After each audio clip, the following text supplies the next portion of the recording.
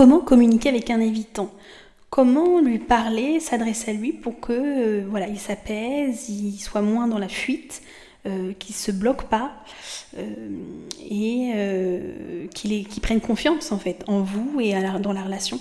Il y a plusieurs choses à dire, en effet il y a des sujets, il y a peut-être des mots qui peuvent être dits, utilisés, qui peuvent aider quelqu'un vraiment dans le profil évitant à s'apaiser.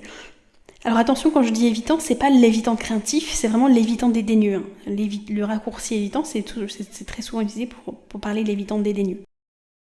Le premier conseil que je peux vous donner, par rapport à la communication, à l'échange avec quelqu'un d'évitant, c'est vraiment... j'ai souvent entendu le côté effet miroir, en disant il faut imiter le comportement de l'autre. C'est-à-dire si l'autre m'écrit plus, je vais plus lui écrire. Si l'autre m'offre pas de cadeau, je vais pas lui offrir de cadeau. Si l'autre fait ci, je vais faire pareil. Je vais imiter son comportement. Ça, c'est vraiment à éviter. Vraiment, en tout cas, je le déconseille. Pourquoi ? Parce que c'est un poison pour les relations. Ce côté œil pour œil, dent pour dent, le côté de la loi du talion, de je fais exactement ce que tu me fais, c'est extrêmement... ça apporte vraiment... ça envenime les relations. Puis des fois, il y a un peu cette idée derrière, quand on imite l'autre, il y a des fois une bonne intention, mais des fois il y a cette idée, oui, je vais un peu punir l'autre. Il y a un peu cette idée, oui, finalement il m'a pas écrit, cette personne m'a pas écrit, ou elle a pas fait ci, ou j'ai pas senti son amour, donc je vais un peu entre guillemets punir l'autre en ne faisant pas, en boudant, enfin des comportements comme ça. Ça vraiment éviter. La deuxième chose importante, c'est ce que souligne justement Amir Levin et Rachel Heller dans Attached, le livre Attached. C'est qu'il y a très souvent dans les relations anxio-évitantes des dynamiques assez toxiques où en fait la personne anxieuse va pas exprimer ses besoins, va pas dire ses frustrations, et va accumuler des frustrations, du ressentiment dans la relation, notamment avec quelqu'un d'évitant qui va être fuyant. Et elle peut exprimer ce qu'elle ressent ou ce qu'elle vit de manière agressive, de manière dure envers évitant, avec des mots assez durs, méprisants parfois, très critiques. Et si quelqu'un de sécure finalement pourrait comprendre des choses et rester stable face à ce genre de situation, quelqu'un d'évitant va vraiment prendre la fuite et va se renfermer. Et va, on va dire, même peut-être vous écouter, mais complètement être fermé, et va faire ce qu'on appelle le silence treatment, c'est le traitement par le silence. Il va vraiment se renfermer sur lui-même, et va très mal vivre les critiques, toute forme d'agressivité, toute forme de colère, parce qu'il y a un besoin fort chez l'évitant d'harmonie, de paix.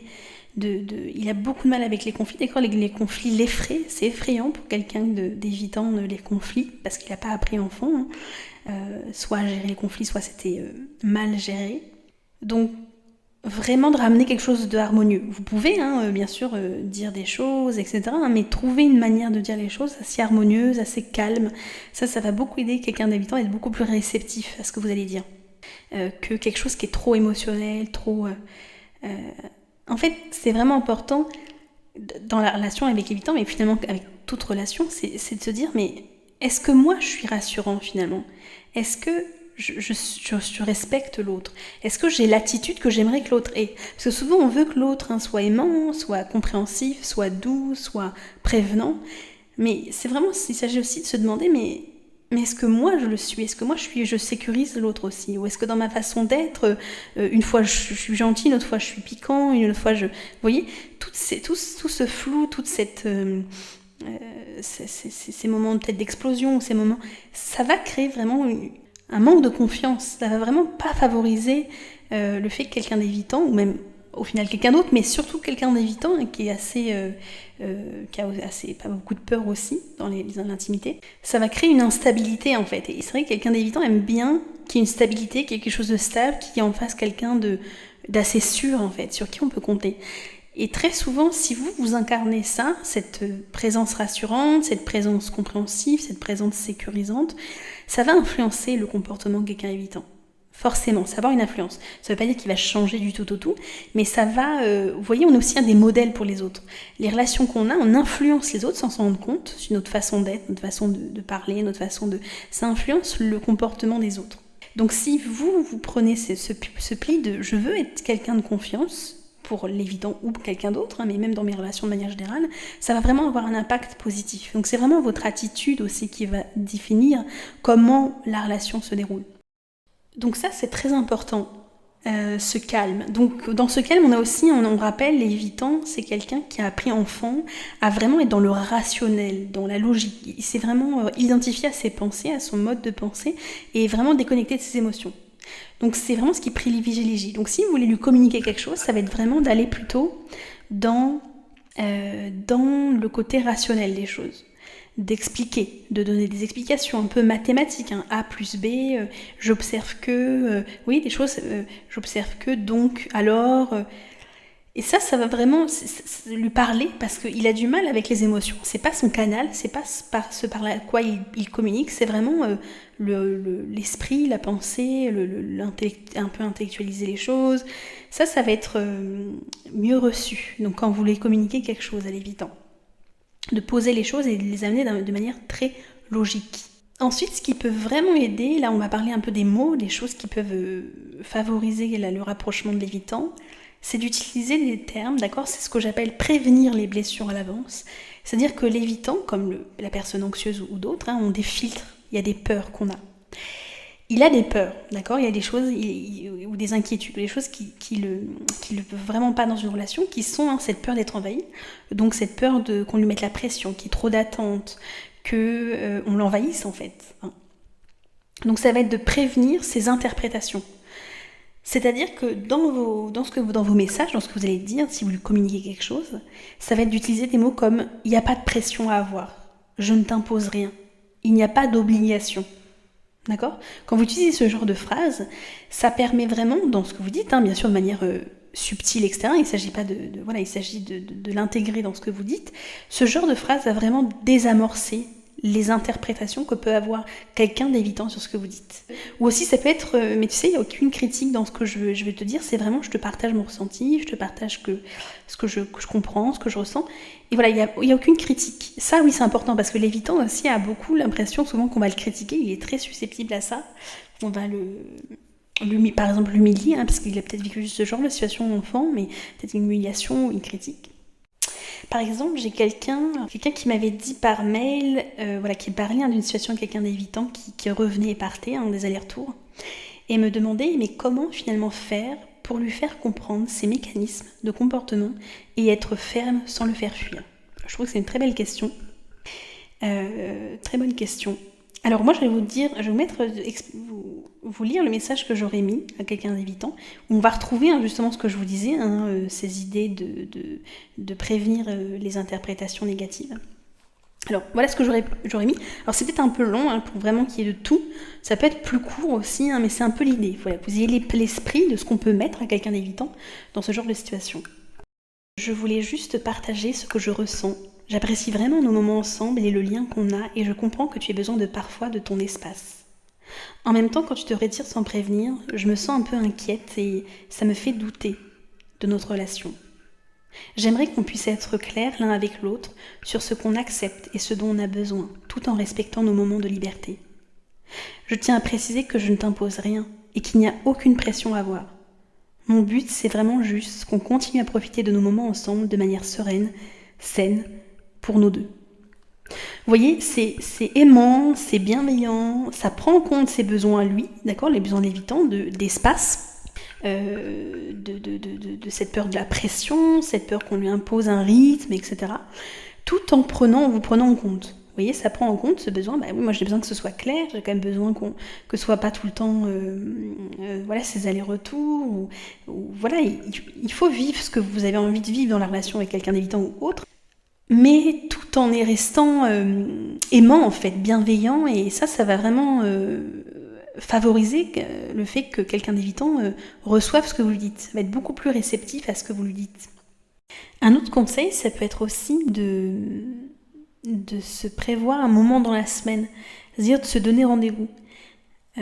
Par exemple, de se dire, tiens, un dimanche, on va prendre 20 minutes pour discuter, régler un petit peu les difficultés qu'on a traversées, etc. Parce que et d'en faire un rituel, parce que l'évitant aime beaucoup en fait ce qui est prévisible. Il aime beaucoup ce qui est structuré, parce que ça le permet de s'autoréguler. Voilà, il a beaucoup de mal avec les imprévus, hein, comme par exemple quelqu'un qui viendrait à l'improviste chez lui, ou voilà, il a besoin de prévoir des choses parce que ça lui permet justement, hein, de se préparer intérieurement avec son bagage émotionnel, de ne pas être perturbé ou autre. Donc par exemple de se donner un rendez-vous en disant écoute, on prend juste le temps de discuter, on règle pas les difficultés dans la semaine, mais on prend juste 20 minutes pour échanger, poser les choses calmement. Ça peut introduire quelque chose de sain. Je vais prendre maintenant des exemples assez typiques avec quelqu'un d'évitant, assez courants. Des exemples qui vont permettre, donc voilà, 3 exemples qui vont permettre de mieux cerner ce qui peut être répondu et comment répondre à quelqu'un d'évitant. Alors très souvent, l'évitant peut par exemple ne plus répondre aux messages ou commencer un peu à se désengager, à ne plus répondre, à être même peut-être annuler des rendez-vous. Donc quand il agit comme ça, ce qui va être à éviter, ça va être de trop le questionner, hein, de pas demander par exemple pourquoi tu réponds pas, tu m'ignores, d'éviter ce genre de message.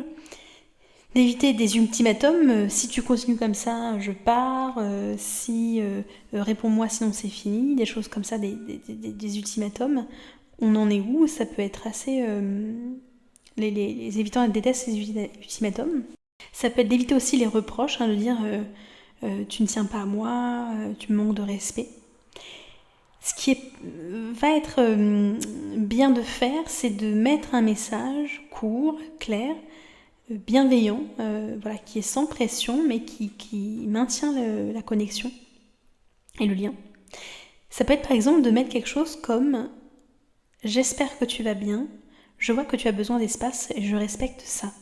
Sache que je serai content d'avoir de tes nouvelles quand tu te sentiras prêt. » Ça peut être ce type de message, parce que justement ça respecte son besoin d'espace, hein, ça reste une ouverture, il n'y a pas de pression, voilà, il y a juste quelque chose d'assez assez neutre. Un autre type de message qui pourrait être utilisé, c'est de dire, par exemple, je comprends que tu aies besoin de temps, de mon côté j'aimerais garder un lien, écris-moi quand tu voudras.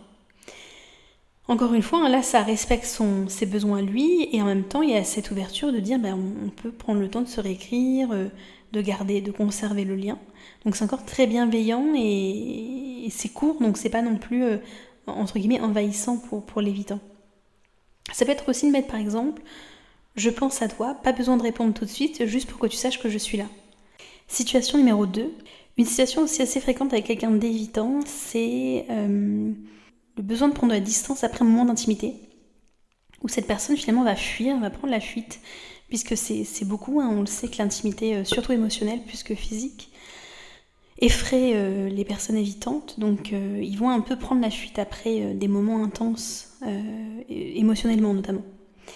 Donc quand justement vous sentez cette distance et que cette personne ne revient pas vers vous, vous pouvez mettre quelque chose dans le style. J'ai remarqué que tu as besoin de prendre un peu de distance après nos moments ensemble, et je respecte totalement ça. De mon côté, j'ai apprécié ce que nous avons partagé. Je voulais juste que tu saches que je suis là, et que si tu veux reparler ou passer du temps ensemble plus tard, je serai contente d'avoir de tes nouvelles. Donc voilà, ça pose un cadre, tout en respectant, en prenant en considération, et tout en vous prenant en considération. Donc ça, c'est très important. Voilà, donc et ça reste positif aussi. On n'est pas dans le négatif, dans les reproches, ça reste ouvert et très très positif. Situation numéro 3, ça peut être quand vous discutez ou qu'il y a une discussion difficile ou que l'évitant se referme complètement, ne parle plus ou vraiment est dans le refus du dialogue. Ça peut être de mettre quelque chose comme « Je vois que c'est difficile pour toi de continuer cette discussion.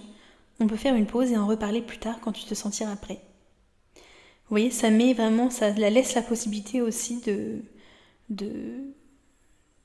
à lui de gérer ses émotions et de prendre un moment donné vraiment où lui est prêt à discuter, à échanger. quand voilà, il est dans cette attitude de fermer et a du mal à s'ouvrir et à échanger en fait et être vulnérable. Voilà donc mes conseils sur comment communiquer avec quelqu'un d'évitant dédaigneux. Je ferai peut-être prochainement une vidéo sur comment communiquer avec quelqu'un d'évitant craintif. D'accord, il y a des différences, il y a des nuances. Mais surtout, n'hésitez pas, si vous avez des questions, que vous voulez voilà, préciser des choses, voir sur des choses plus précises sur vos situations particulières, n'hésitez pas à me contacter. Pareil, si vous voulez me voir en consultation, c'est possible aussi.